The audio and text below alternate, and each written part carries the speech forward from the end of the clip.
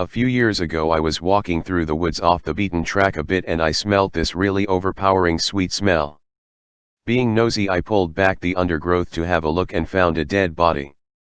The guy had clearly been there a while and wasn't looking great, all swollen and green and black with various runny bits. The local wildlife had also been dining well for a few days. I called the police, who told me to wait with the body until they arrived. Being in the middle of nowhere, it took a while for them to arrive and it got dark and I was just sat there in the dark with him for a long time. It turned out he had committed suicide. For a long time afterwards I had dreams about him and he would talk to me, and not nice things. Mainly about how he was angry I had disturbed his resting place and he wanted me to kill myself. Probably just my imagination, but all pretty disturbing at the time. He still turns up in my dreams from time to time and no doubt will be tonight after typing this. About 2 years ago, I was driving home from a family reunion pretty late at night, and the drive was about 2 hours. I didn't stay the night because I had to be back for work the following day. Most of the drive was on roads with dense bushes and trees on either side, the real creepy ones you see a lot in movies. Anyway, I had been driving about 45 minutes, and I was starting to get really tired. You know how sometimes you just suddenly become really tired, out of nowhere? Well, yeah, that happened to me. I knew I wasn't going to last, but I didn't come across any place that I felt I could park and safely sleep. Anyway, after it became clear to me that I wasn't going to find a place to pull up, and my tiredness wasn't going away, I did something very questionable. I pulled over to the side of the road onto the grass, behind some bushes, to try and hide my car from anybody else who was going to come past. The roads weren't empty, I came across another car every few minutes or so. I made a mental note that the time was 11:22, and then fell asleep. Sometime later I was awoken by a scratching sound. I looked at the clock, 11:50. The sound stopped after a few seconds, and because I was still extremely tired, I didn't bother looking around and simply went back to sleep. I was later awoken by the same sound, and it was now 12:40. This time it really freaked me out because the sound didn't stop.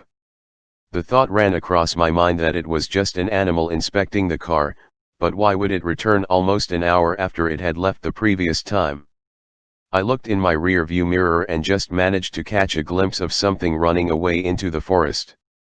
Now, at the time, I thought it was the damn hook killer, you know, the one that scratched that couple's car and then slaughtered the guy when he got out to investigate. Fuck that, I thought to myself, so I got the hell out of there. There was a bend no more than 100 yards up the road, and as I came around it, there was a fucking car, parked off to the side of the road with the driver's side door opened. I slowed down just to look to see if anyone was in there. There wasn't. Then I looked in my rear view mirror. I didn't see anything, and all of a sudden, this guy comes sprinting around the corner. He starts screaming at me, shouting stuff like, "Hey! Hey you! Get the fuck out of your car! Now!" I noped the fuck out of there and sped off. I never saw the guy again. Moral of the story? Don't fucking sleep on the side of a deserted road.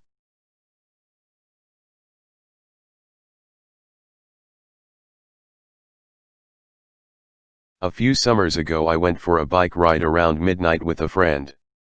We went our separate ways at the end of the evening and I had about 2 blocks to ride back by myself.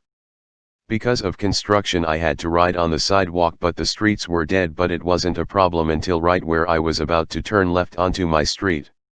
There was this man walking by himself, maybe 40s, a little scruffy but not homeless.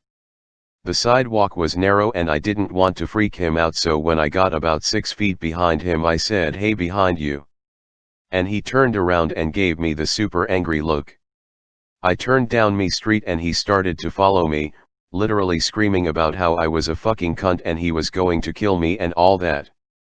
I live right off the corner and I didn't want him to figure that out, so I decided to do another loop around the block.